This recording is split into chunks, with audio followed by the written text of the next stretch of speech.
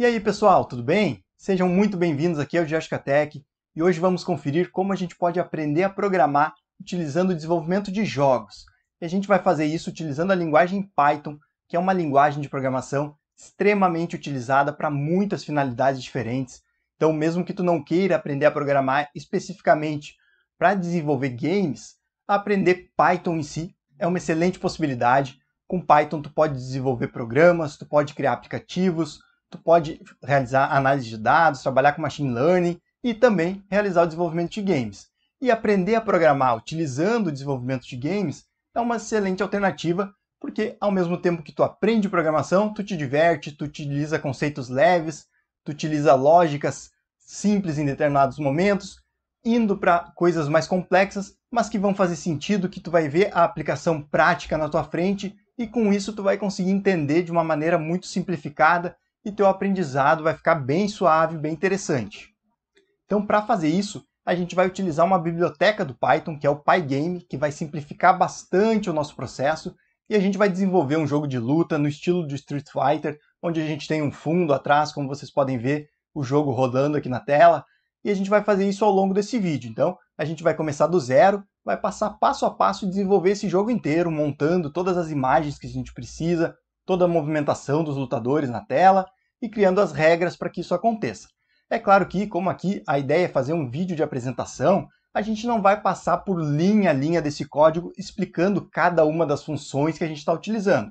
A gente vai ir passando pelos grupos de código que a gente vai utilizar, vai explicar a funcionalidade dele, de maneira que todos vão conseguir entender, todo mundo vai conseguir entender o objetivo do que está acontecendo em cada pedaço de código que a gente utiliza, para daí sim chegar ao nosso objetivo final, que é exibir esse jogo na tela, que é ser capaz então de criar um jogo com essas funcionalidades que a gente acabou de ver aqui na execução. E para aqueles que vão querer se aprofundar no desenvolvimento de games ou mesmo no aprendizado de programação, de linguagem Python, mesmo que para outras finalidades, a gente tem o nosso curso completo de Python para iniciantes.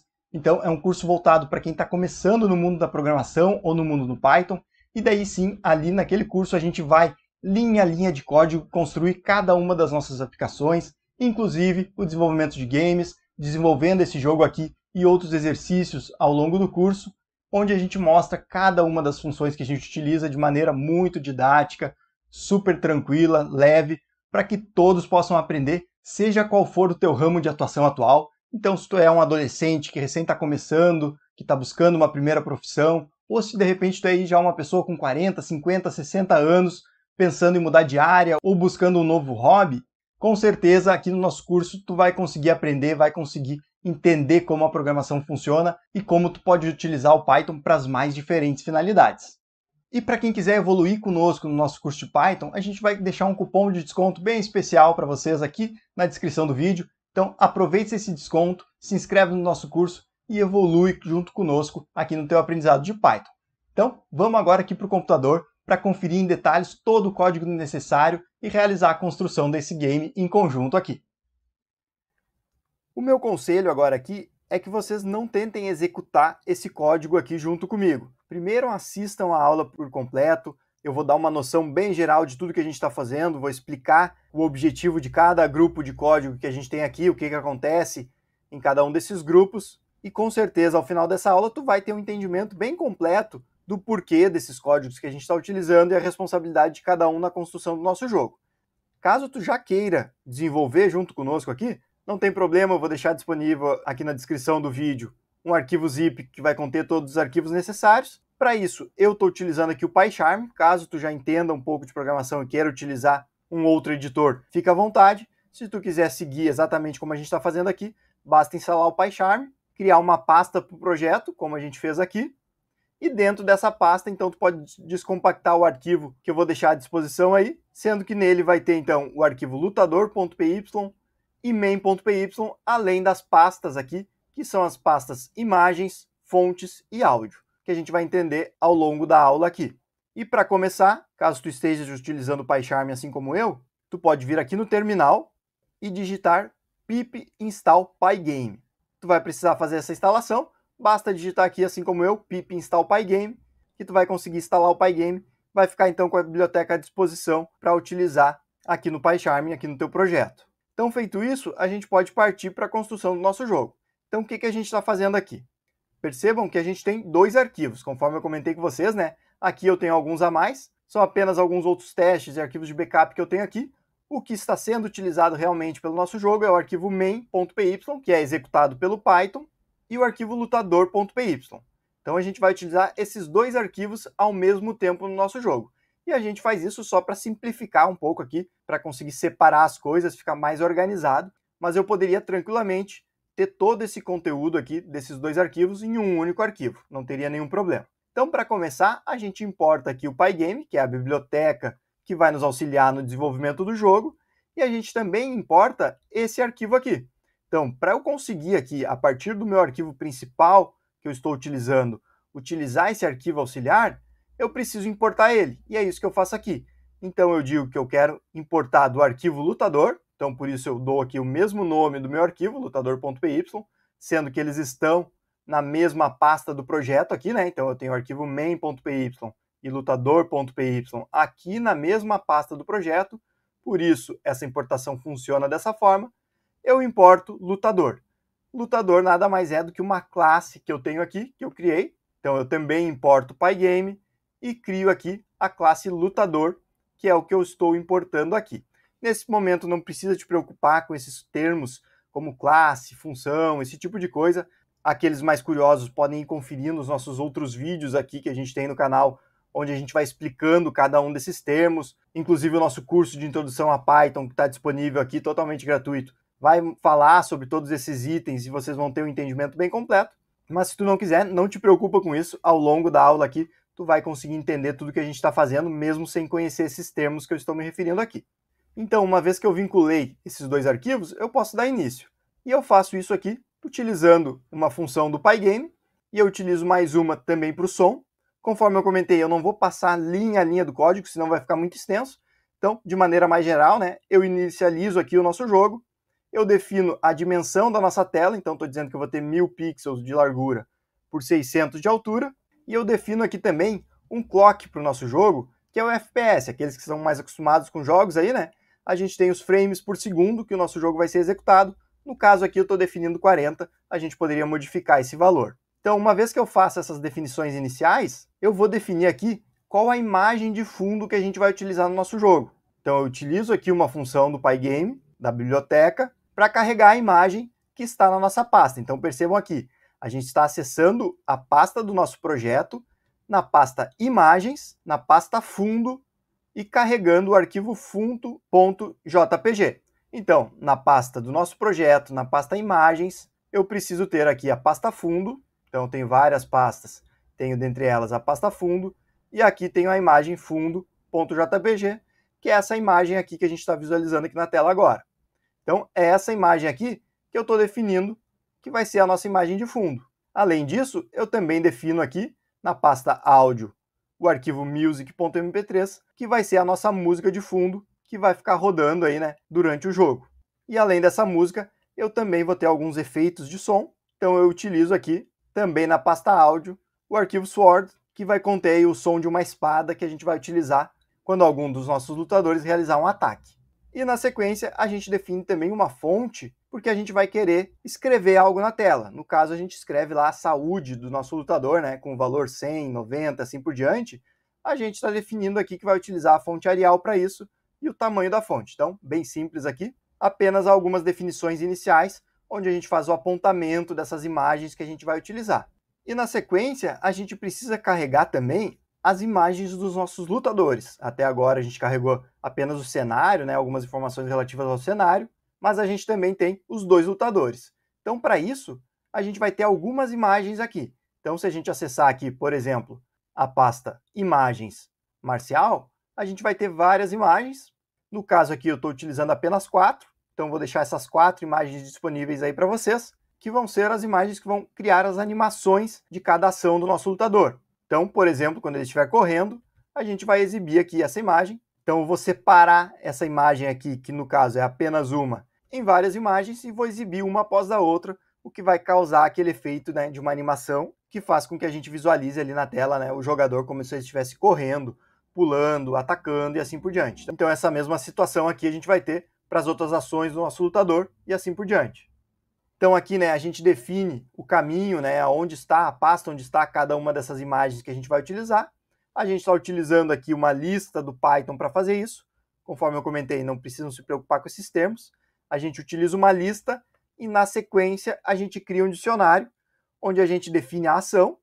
Então aqui eu tenho a ação de ficar parado. Então o lutador fica fazendo algum movimento, mas parado ali na tela. Ele realiza um pulo, uma corrida ou um ataque. Então eu tenho essas mesmas ações para os nossos dois lutadores. É claro que aqui a gente fez uma simplificação, então eu poderia ter vários tipos de ataque. Ataque 1, 2, 3 e assim por diante. Aqui estou definindo apenas um para simplificar a nossa execução. Então isso aqui tudo são variáveis que vão nos auxiliar no nosso objetivo, que é justamente exibir essas imagens na tela. Mas percebam aqui que essas imagens elas vão ser exibidas em momentos específicos e com aquela ideia de criar uma animação. É diferente do nosso fundo de tela.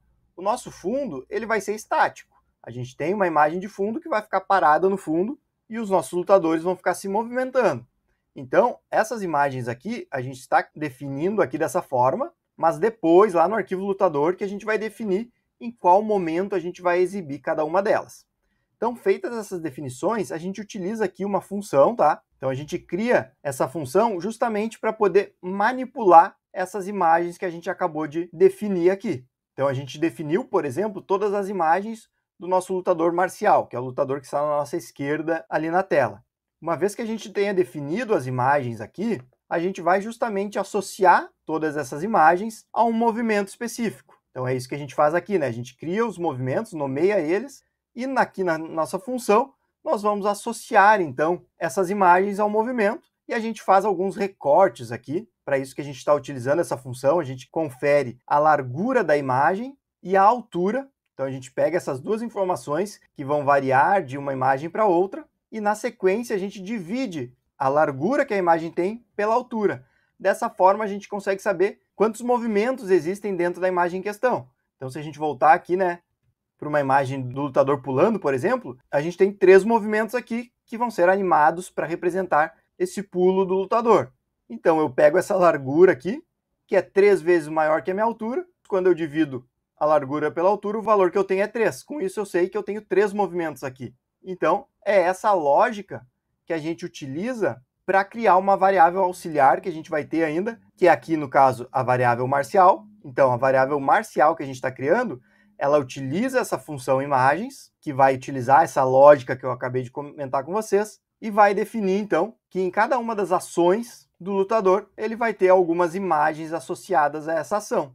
E essa informação vai estar aqui na variável marcial. Tanto para o lutador marcial quanto para o medieval, a gente realiza a mesma coisa, tá, pessoal? Para aqueles que nunca viram nada de programação, é bem provável que apenas olhando esse código aqui vocês fiquem bem confusos, por isso que eu comentei.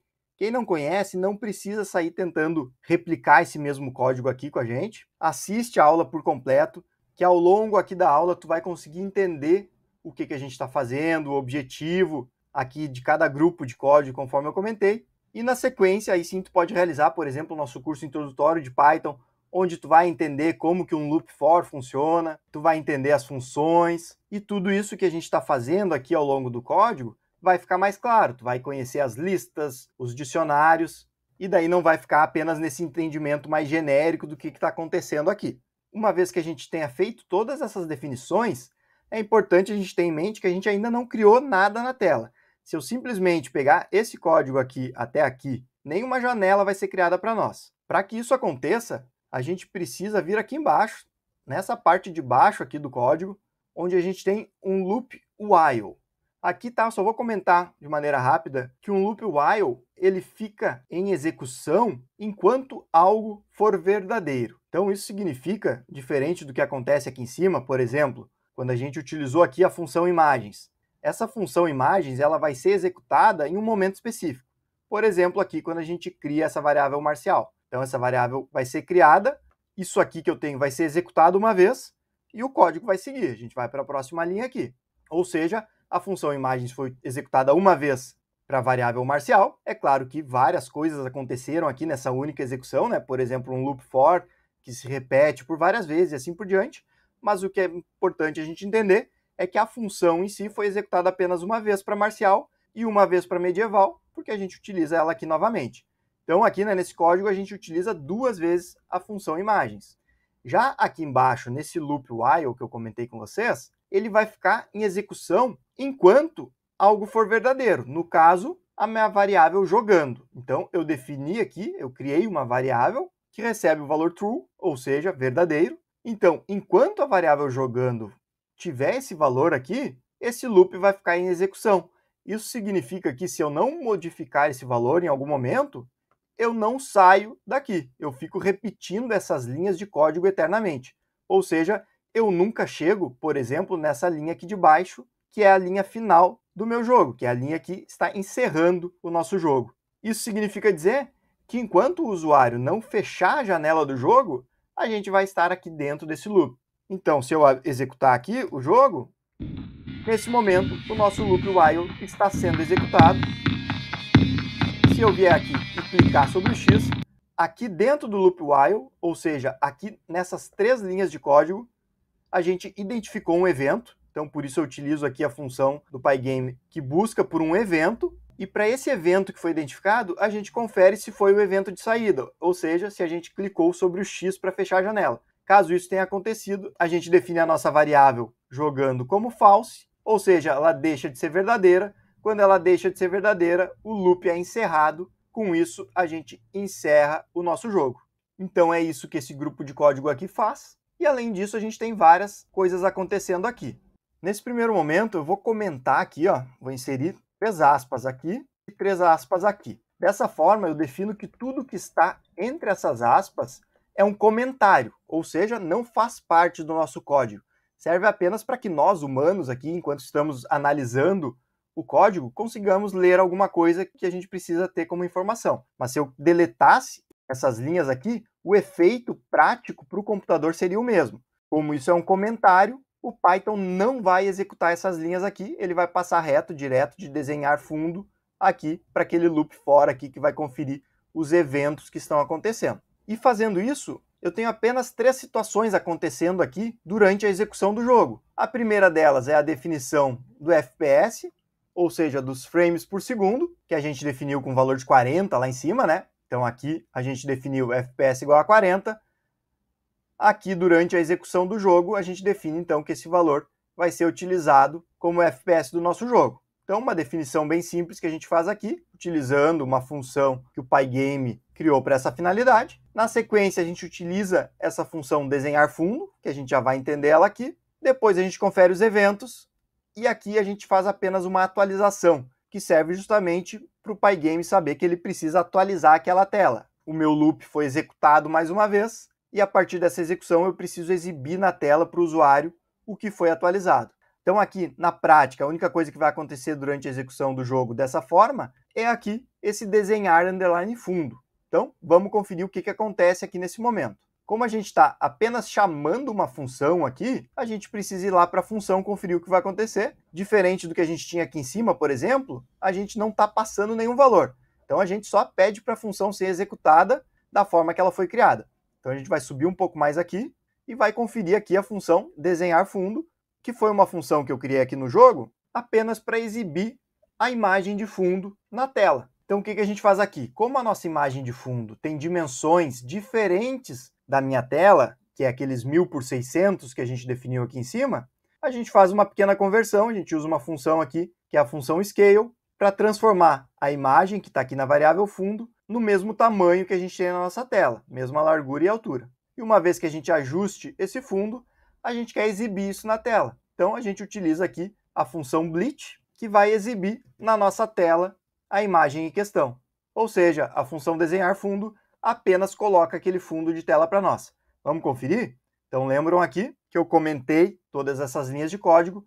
A única função que a gente tem sendo executada aqui do nosso código é a desenhar fundo. Então vou executar dessa forma. A minha tela é carregada e eu não tenho mais nada aparecendo aqui. Nenhum lutador, saúde, nem nada. Apenas a imagem de fundo. Se a gente quiser, a gente pode conferir aqui. Por exemplo, eu vou criar uma variável aqui, que é a variável x. Vou dizer que ela é igual a 0, tá? E aqui dentro do nosso loop, eu vou dizer que o x vai receber mais 1. Então, por exemplo, assim que o nosso jogo for iniciado, o valor de x é 0. Então, quando a gente chegar aqui, o x vai receber mais 1. Então ele vai deixar de ser 0 e vai passar a ser 1. 0 mais 1 igual a 1. Então x agora é igual a 1. E eu vou imprimir isso na tela para nós. Então, vou dar um print aqui para imprimir o valor que a gente tem na variável x. No segundo momento, durante a execução do nosso jogo, o x era 1, ele vai receber mais 1. Então 1 mais 1 agora é 2. Então a gente vai imprimir 2. E assim por diante. Isso vai ser impresso para nós aqui no terminal, tá? Não é na nossa tela de jogo. Se eu quisesse imprimir esse valor na tela de jogo, eu teria que usar as funções do Pygame aqui para essa finalidade e não a função print aqui que eu estou utilizando. A função print apenas imprime algo aqui no terminal para nós, aqui nessa área da tela onde eu estou passando o mouse. Eu vou fazer isso só para vocês entenderem que mesmo com a nossa tela parada, apenas com aquele fundo, esse loop aqui está em constante execução e o valor do nosso x vai estar sempre aumentando. Então, vou executar aqui, executei, aqui está a tela parada e percebam aqui que eu tenho o valor de x sendo aumentado muito rápido. Então, já estamos em 300, quase chegando a 400, já tivemos aí praticamente 500 execuções dentro do nosso loop, só enquanto a gente conversa aqui, mesmo que a nossa tela esteja parada, não tenha nenhum movimento, nenhum lutador, nem nada assim na tela, mas o nosso loop está em execução, já chegando aqui perto das 1000 execuções. E esse valor, ele é afetado ainda pelo nosso clock aqui. Caso eu comente essa linha de código aqui, isso significa que o nosso computador vai tentar executar esse jogo na velocidade máxima que ele consegue.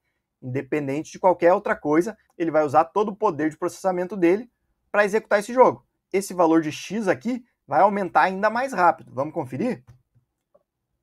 Executei e percebam que antes a gente levou algum tempo para chegar em 1000, agora já passamos de 1000, já estamos chegando em 2000 e assim por diante. Então, por isso que a gente define um valor de FPS para que o nosso jogo tenha alguma cadência dependendo de como o jogo funciona e assim por diante.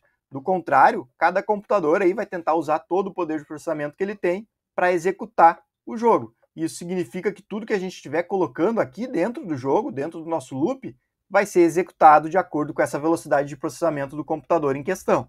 Certo, pessoal? Aqui apenas para a gente ter bem claro esse entendimento do que está acontecendo durante o nosso jogo. Então, assim como aquele X aqui estava sendo impresso na tela a cada nova execução do nosso loop, a nossa função desenhar fundo também está.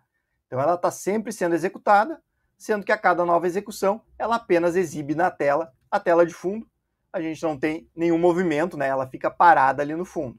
Então, vamos minimizar aqui e vamos colocar de volta a função desenhar saúde aqui. Eu vou deletar aqui e colocar o comentário aqui embaixo. Então, estou executando apenas uma vez a função desenhar saúde.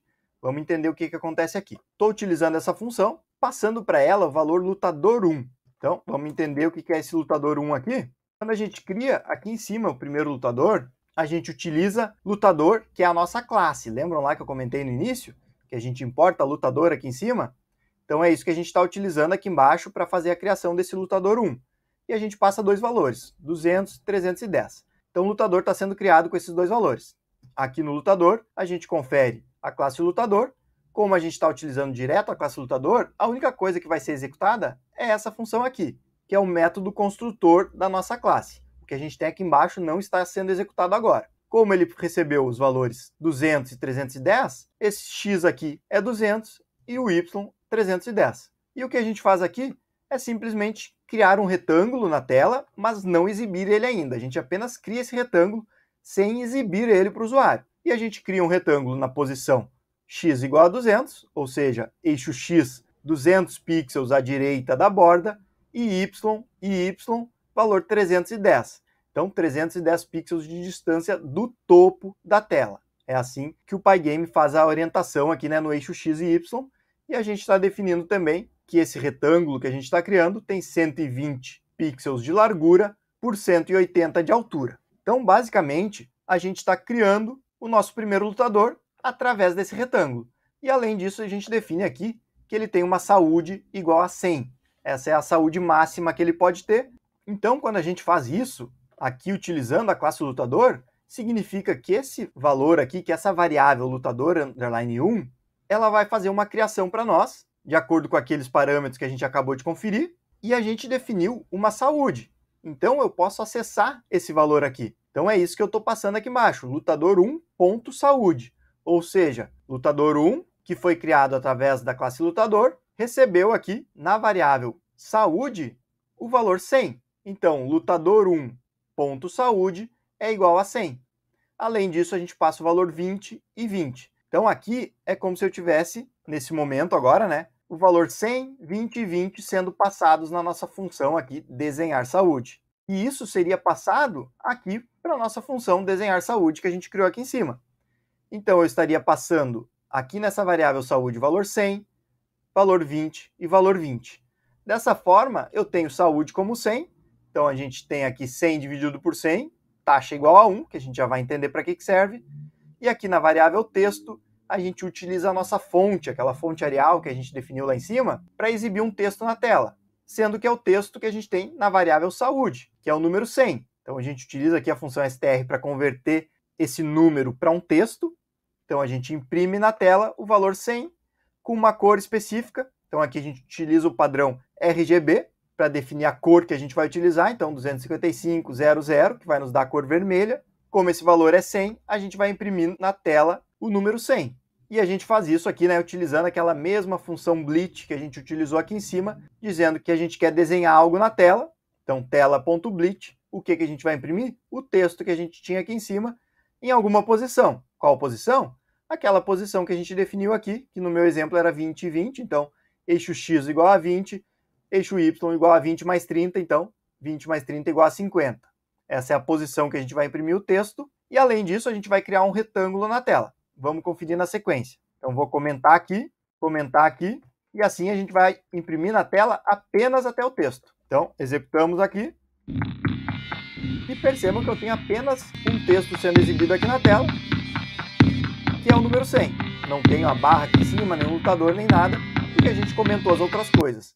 Caso eu venha aqui e desenhe também a saúde do lutador 2, então vou tirar esse comentário daqui, passar aqui para baixo, a função desenhar saúde vai ser executada duas vezes, uma para o lutador 1 e a outra para o lutador 2, sendo que ela tem posições diferentes que a gente está passando aqui. Então a gente vai imprimir locais diferentes da tela. Então se eu executar, eu tenho o valor 100 aqui, valor 100 aqui, porque os dois lutadores foram criados, né? A gente utilizou aqui a classe lutador duas vezes, e em ambos os casos a gente define sempre aqui o valor de saúde igual a 100, por isso a gente está imprimindo aquele 100 na tela. Então, se eu vier aqui e continuar a nossa execução, eu vou tirar aqui o comentário, passar aqui para baixo, sendo que agora eu vou apenas aqui criar um retângulo na tela. Então, eu vou criar um retângulo, estou dizendo que esse retângulo é branco, estou passando isso aqui no padrão RGB, aqui é a cor, e a posição desse retângulo. Então, vamos executar, e agora aqui eu tenho os dois retângulos, né, que eu estou chamando a função duas vezes, dois retângulos brancos. Na sequência, eu vou criar mais um retângulo, agora com a cor vermelha, mas percebam aqui que ele vai ser um pouco menor que o retângulo anterior. O retângulo anterior tinha 406 pixels por 36. Agora ele tem 400 por 30, ou seja, ele é 6 pixels menor na largura e na altura. Isso vai criar aquele efeito que a gente tem, como se o nosso retângulo branco que está aqui por baixo fosse justamente uma borda. Então a gente simplesmente sobrepôs um retângulo menor sobre o maior, criou esse efeito aqui. Isso aqui representa justamente a saúde do meu lutador, mas quando ele já morreu aqui, né? Quando ele já não tem mais saúde alguma. Então a gente quer exibir por último um retângulo amarelo, que no começo vai preencher a tela inteira. Então, para que ele preencha todo o espaço, a gente utiliza aqui a função para desenhar, agora com a cor amarela, então 255, 2550, na mesma posição, então na mesma posição do nosso retângulo anterior, mas com um tamanho variável. Percebam aqui que agora eu não tenho apenas o valor 400, que é a largura, eu tenho 400 vezes a taxa. Isso significa que se a minha saúde é 100, eu tenho 100 dividido por 100, taxa igual a 1. 400 vezes 1, 400, ou seja, esses dois retângulos são do mesmo tamanho. Como esse aqui é exibido por último, ele vai se sobrepor a esse aqui. Então, o nosso retângulo vermelho vai sumir, e o que eu vou ter na tela é um retângulo amarelo. Vamos conferir? Tenho agora aqui dois retângulos amarelos. E conforme a saúde for variando, a taxa vai variar. Então, se eu tiver uma saúde igual a 50, 50 dividido por 100, 0,5. Então, minha taxa vai ser 0,5. 0,5 vezes 400 vai me resultar um retângulo com 200 pixels de largura. Com isso, quando eu executar dessa forma, inclusive a gente pode fazer o teste aqui, ó. Se a taxa for 0,5, o resultado que a gente vai ter é justamente a metade do nosso retângulo, porque eu estou desenhando um retângulo de 400 pixels de largura vermelho e sobrepondo um retângulo de 200 pixels de largura amarelo sobre esse retângulo aqui. Isso vai causando justamente aquele efeito que a gente viu aqui, né, ao longo do jogo, dessa barra se movimentando de acordo com a saúde de cada lutador. Então posso dar um Ctrl C aqui, voltar para a variável, para que esse valor possa ser atualizado sempre que a saúde do lutador for variando. E lembram aqui, né, esse valor ele vai ser atualizado a cada novo frame. Então, assim como a gente imprimiu aquele X aqui inúmeras vezes durante a execução, essa função desenhar saúde vai ser chamada aqui, vai ser executada a cada novo frame e sempre conferindo o valor da saúde do lutador. Então, dessa forma, a gente vai conseguir já atualizar esse valor na tela para quem está jogando. Certo, pessoal? E assim a gente termina de entender aqui o nosso arquivo principal. Percebam que a gente passou por todo ele. Então, começamos aqui com as nossas definições iniciais, definimos imagens, músicas, sons, as imagens de cada lutador, criamos algumas funções que nos auxiliam nas definições das imagens, auxiliam a desenhar o fundo, a saúde de cada lutador, mas ainda não temos, né, nenhum lutador aparecendo efetivamente na tela, não conseguimos movimentar nada, não utilizamos o teclado para nada ainda. Tudo isso vai acontecer através dessas duas funções aqui. Então, vou tirar esses comentários aqui. Se eu comentar apenas uma, eu posso fazer isso também utilizando aqui uma hashtag no começo da linha. Dessa forma, essa linha agora aqui está comentada. Assim, eu estou utilizando apenas aqui o lutador 1. Então, quando eu utilizo lutador 1, ponto desenhar, como o lutador 1 foi criado através da classe lutador, eu estou chamando, na realidade, a função desenhar de dentro da classe lutador. Estou passando vários valores aqui para ela. Então, o que acontece aqui? Eu vou chamar essa função desenhar, vou dizer qual é a tela, então por isso eu passo a variável tela aqui, que é a nossa tela, simplesmente o display que a gente criou aqui em cima, né? A gente definiu que a nossa tela tem 1000 por 600, então isso é a nossa tela. Então eu estou chamando a função desenhar, dizendo que eu vou desenhar algo nessa tela. Estou passando um número aqui, que é o número 1, que representa o ID de qual lutador eu estou chamando a função. Então, lutador 1 recebe o ID 1, assim eu sei que quando eu chamo a função aqui com o lutador 1, é o lutador da esquerda que eu estou criando. Eu estou dizendo qual é o oponente, que é o lutador 2. Então, dessa forma, a gente vai poder conferir se o ataque teve sucesso ou não, e assim por diante. Indico aquela variável que a gente criou lá em cima, que é a marcial, que contém todas as imagens. Então, a variável marcial contém todas as imagens referentes ao lutador marcial. Então, a gente tem aqui, nessa variável, todas essas imagens. Então, eu estou passando essa variável aqui para a nossa função desenhar. E também estou passando os efeitos sonoros, que estão aqui na variável som. No caso, a gente tem apenas um som aqui nesse exemplo, que é o som de uma espada. Então, esses valores são passados aqui na função desenhar. Isso significa que eu posso utilizar eles lá dentro da função. Então, vamos aqui no arquivo lutador, classe lutador, função desenhar. Ou seja, naquela linha de código, aqui nessa linha de código, o que eu estou fazendo é utilizando todo esse bloco de código aqui. Então, tudo isso aqui está sendo utilizado. Parece complexo, né? Mas tem bastante código só porque a gente tem vários movimentos. A gente quer controlar se o lutador vai para a direita, esquerda, para cima, se ele está atacando e assim por diante. Para simplificar agora, vamos deletar aqui, ó. Eu vou selecionar todo um código aqui, vir até aqui em cima, e vou deletar ele. Então, agora simplificou bastante, né? Esse é todo o código que a gente tem. Aqui a gente tem aquele método construtor, que é utilizado lá quando a gente define o lutador 1 e o lutador 2. E aqui a gente tem a função desenhar, que recebe justamente aqueles valores que eu estava comentando. O que vai acontecer sempre que ela for utilizada? Eu começo definindo uma velocidade, é justamente a velocidade que a gente vai conseguir visualizar o nosso lutador se movendo pela tela. Então eu defino aqui que a velocidade é igual a 10. Se eu aumentar esse valor, os movimentos vão ficar mais rápidos, se eu diminuir, mais lentos. E eu defino aqui qual imagem que eu quero apresentar na tela se nada acontecer. Ou seja, se o jogador, eu que estou jogando o jogo, se eu não apertei para o lado, para baixo, para atacar, para pular, nem nada assim, significa que o lutador tem que ficar parado. Mas ficar parado não é ficar estático, né? A gente quer que ele tenha algum leve movimento ali para criar aquela sensação de jogo, né? Então, a gente faz essa definição aqui. A gente vai acessar uma variável que contém todas as imagens do lutador. Então, aquela variável marcial, por exemplo, quando eu estiver desenhando o primeiro lutador, é ela que vai estar aqui. E eu quero dessa variável utilizar a ação IDLE. Vamos conferir ela aqui? Aqui eu mantive os nomes originais, tá? De acordo com a imagem que a gente utilizou de um banco de imagens. Então, essa imagem aqui, IDLE, é a imagem do lutador parado. Então, a gente tem uma série de imagens que compõem essa imagem maior. Lembrando que a gente quebrou ela, né? A gente pegou toda essa largura aqui, dividiu pela altura, obteve a quantidade de imagens que a gente tem e colocou ela de maneira separada dentro da nossa variável marcial. Então, a gente vai acessar esse grupo de imagens aqui, quando eu utilizo IDLE. Então, é essa imagem que eu quero, do lutador parado, e eu defino que a cada novo frame eu vou utilizar a próxima imagem, justamente para ter a ideia de animação. E quando eu atingir a quantidade total de imagens que eu tenho na minha animação, então, por exemplo, se são 8 imagens, quando eu estou na 8ª imagem, a próxima não é a 9ª, porque eu não tenho ela, então eu começo de novo, volto para 0. Então é simplesmente isso que a gente está fazendo aqui. E aqui embaixo eu estou apenas conferindo se o lutador em questão que eu quero exibir na tela agora é o lutador 1 ou 2. Se for o lutador 1, eu faço a impressão na tela, então utilizo aqui novamente a função Bleach para imprimir essa imagem na tela em uma determinada posição. Se for o lutador 2, que entra nessa condição aqui, eu também vou imprimir na tela da mesma forma, mas numa posição um pouco diferente, porque as imagens de cada lutador têm tamanhos diferentes. Então, por isso, a posição varia um pouco. Esse é um ajuste fino que a gente fez aqui.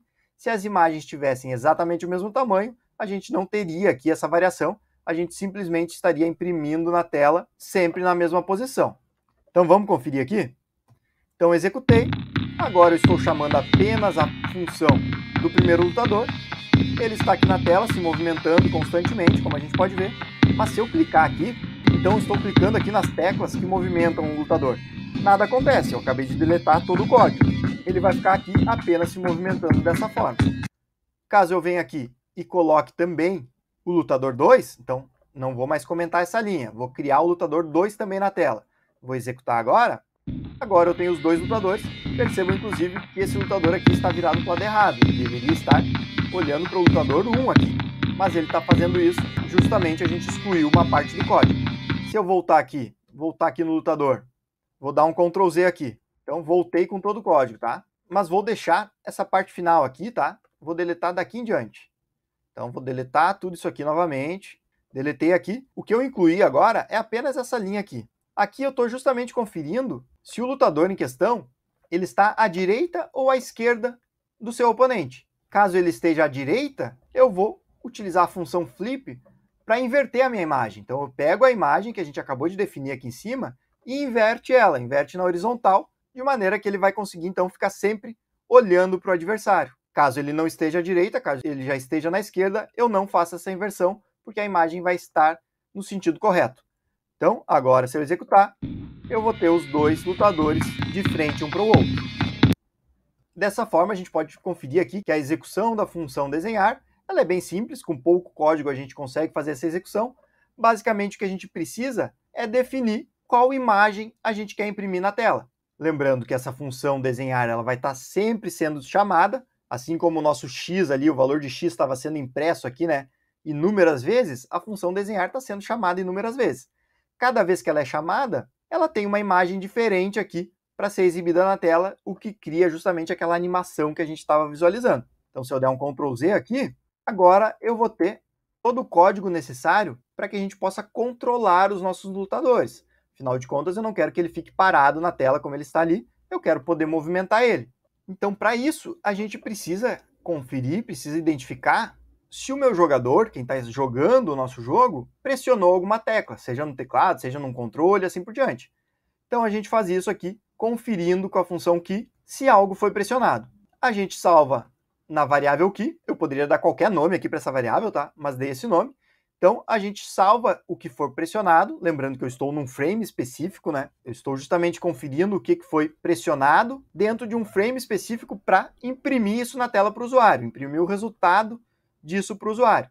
Então, isso está aqui na função key. Caso o meu usuário tenha pressionado no meu computador a tecla A ou a tecla seta para a esquerda, eu vou fazer alguma coisa aqui nesse bloco de código.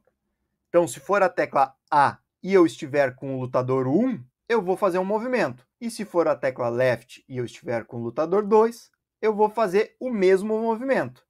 Ou seja, essa linha de código aqui está nos dizendo que a tecla A e a tecla da seta para a esquerda no meu teclado, ambas realizam a mesma ação, mas a tecla A realiza para o lutador 1, que é o nosso lutador da esquerda, e a tecla seta para a esquerda realiza para o meu lutador 2, que é o meu lutador da direita. E qual ação é essa? Está aqui dentro desse bloco de código. E a gente pode conferir que o que a gente quer nessa ação é utilizar a imagem de corrida. Ou seja, a gente vai movimentar o nosso lutador na horizontal. Ele vai ou para a direita ou para a esquerda. No caso aqui, como é a tecla A e a tecla seta para a esquerda, o que eu vou fazer é modificar a posição no eixo X do meu lutador. Eu vou diminuir o valor do eixo X. Como eu comentei com vocês, o eixo X começa aqui na esquerda em 0, conforme eu vou para a direita, esse eixo X vai aumentando. Então, se eu quero ir para a esquerda, o eixo X precisa diminuir. E é isso que a gente faz aqui. A gente diminui o eixo X em uma determinada quantidade de pixels, que é de acordo com a nossa velocidade. No caso aqui, o valor 10. Então, sempre que eu pressionar a tecla para a esquerda ou a tecla A, eu vou ter um movimento na tela acontecendo no eixo X para a esquerda. E eu faço isso até que o lutador atinja a borda. Se ele estiver na borda da tela, eu quero parar de movimentar ele. Com isso, eu defino o meu eixo X aqui, então, como 0. Assim, eu garanto que o meu lutador não vai sair da tela. Se eu simplesmente deletar essa linha de código aqui, então, deletei esse if e executei, agora, se eu vier aqui ó, com a tecla A para a esquerda, o meu lutador vai sumir da tela. Se eu vier aqui com o outro, ele também vai sumir da tela, porque eu não tenho mais aquela limitação ali. Então, se eu voltar aqui, dar um Ctrl Z, coloquei de volta o controle de limitação de borda, quando eu executar, eu vou vir aqui e vou parar aqui. Eu não consigo ir mais para a esquerda do que isso. A mesma coisa com o meu segundo lutador, ele fica parado aqui. E a mesma coisa a gente faz para a tecla D e para a tecla seta da direita. Mas é claro que eu quero movimentar, então eu vou utilizar a imagem de corrida, mas para a direita. Então, para isso, ao invés de diminuir o valor do eixo X, como a gente faz aqui, eu vou aumentar, porque eu quero que o meu eixo X aumente de valor. Com isso, eu vou posicionar o meu lutador mais à direita da tela. Então, a gente faz a mesma coisa e adiciona o mesmo controle aqui embaixo, mas agora controlando a borda da direita. Então, aqui nesse grupo de código, a gente está simplesmente controlando o movimento na horizontal dos nossos lutadores.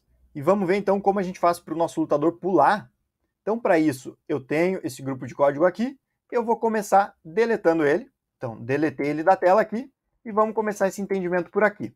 Então, o que a gente está fazendo aqui? A gente vai conferir se a tecla é a tecla W para o lutador 1. Então, sempre que eu pressionar W para o lutador 1 ou a tecla seta para cima para o lutador 2, eu vou tentar pular desde que eu esteja dentro do meu eixo Y. Vocês já vão entender o porquê disso. Então, se isso for tudo verdadeiro, a gente vai exibir na tela a imagem de pulo. Então, a gente vai selecionar a imagem do nosso lutador pulando e vai modificar a posição do lutador no eixo Y.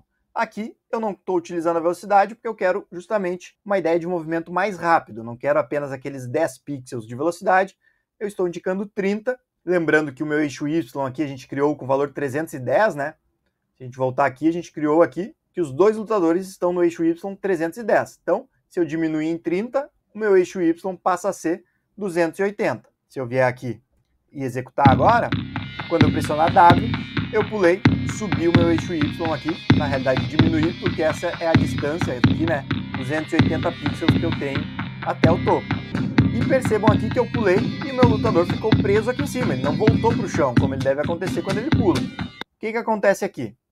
Percebam que dessa forma aqui, a gente apenas altera o valor do eixo Y e não faz mais nada depois disso.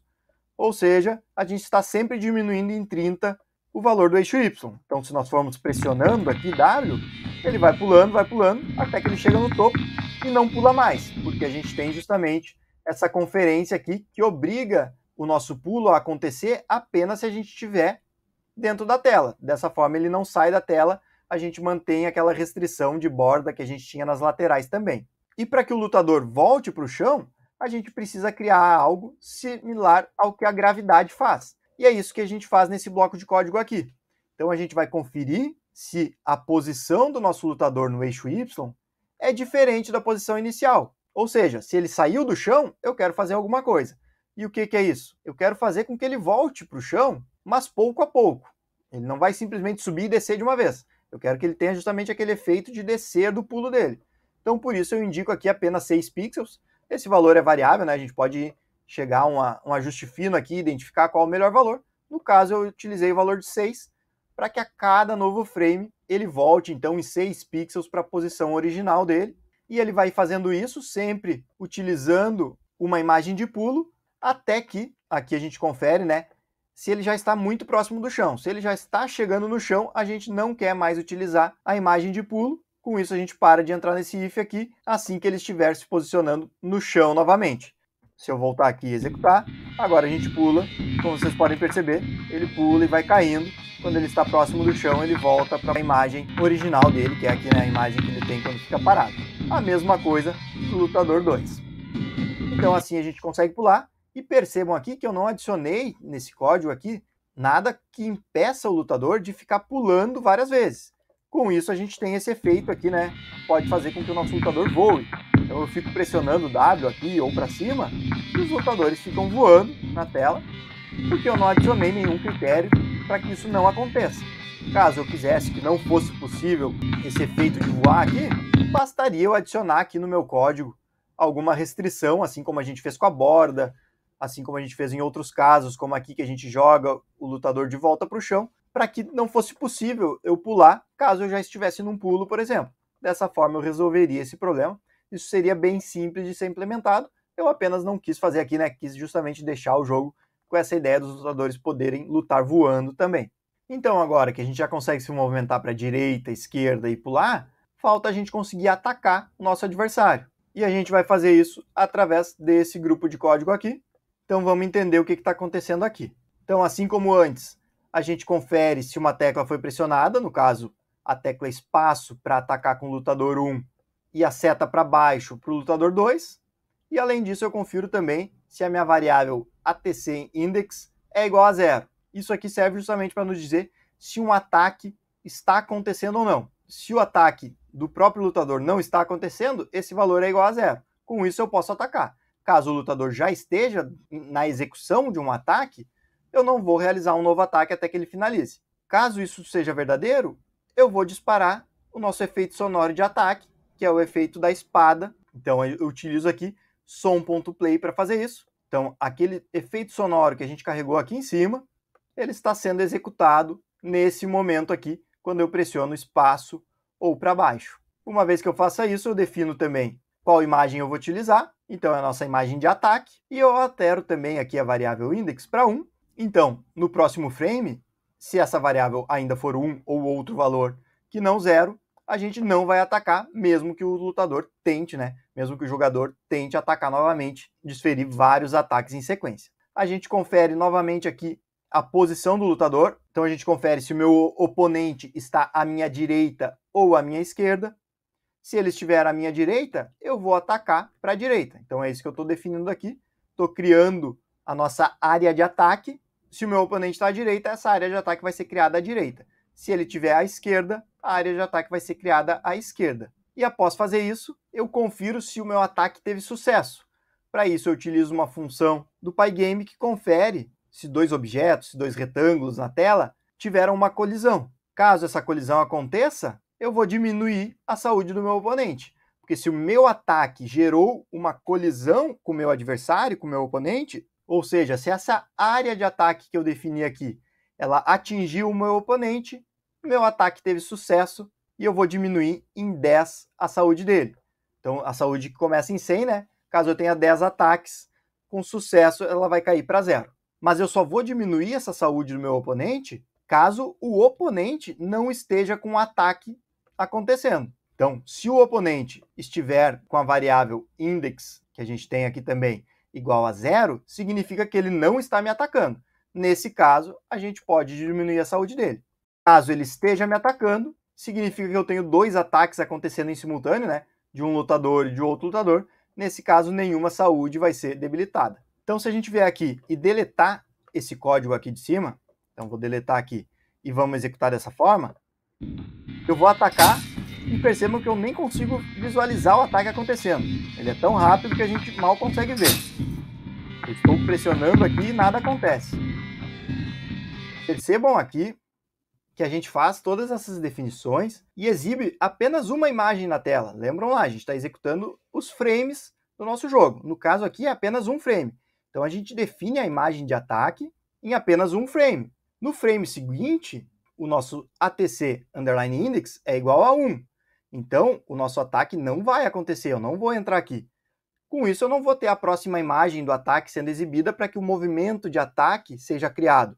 Eu apenas exibi num único frame a primeira imagem do ataque. Na prática, a gente nem consegue visualizar direito isso na tela. Para resolver isso, a gente tem aqui esse outro grupo de código, que justamente confere se existe um ataque em andamento. Se a minha variável ATC, que faz menção a ataque, underline index, é diferente de 0, ou seja, se ela foi definida aqui como 1, eu tenho um ataque acontecendo, então eu quero entrar nesse grupo de código. E o que eu faço aqui? Eu justamente escolho uma imagem do ataque em movimento para exibir na tela. Então eu faço aquela mesma lógica de ir modificando a imagem ao longo do movimento. Então, primeiramente eu exibo a imagem 0, imagem 1, 2, 3, até a última imagem. Quando eu chego na última imagem, eu volto para a imagem 0. Mas nesse caso aqui, eu volto para a imagem 0 e finalizo o meu ataque, porque eu tive um movimento completo de ataque, que é justamente o que eu queria. Então, se eu cheguei na última imagem do ataque, eu defino esse valor como 0. Com isso, na execução do próximo frame, quando eu chegar aqui nesse grupo de código, a minha variável vai ser 0. Com isso, ela não vai ser executada, então eu não vou mais ter uma imagem de ataque sendo exibida. E esse valor sendo igual a 0, libera novamente aqui, né, para que esse ataque aconteça aqui embaixo. Então, nesse momento, nesse novo frame, caso o meu jogador pressione novamente a tecla espaço ou a tecla para baixo do teclado, um novo ataque vai acontecer. Então, dessa forma, sim, eu vou pressionar aqui e o ataque vai acontecer. Certo, pessoal? E assim, a gente passou por todo o código aqui. Aqui eu tenho um comentário que eu posso deletar. A gente passou por todo o nosso código de criação desse jogo.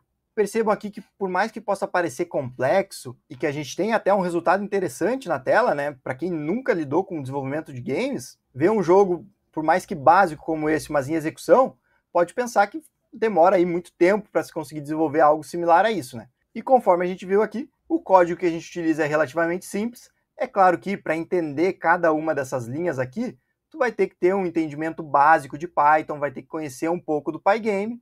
É isso que a gente faz lá no nosso curso de programador com Python. A gente ensina toda a base necessária, a gente ensina passo a passo a utilização do Pygame.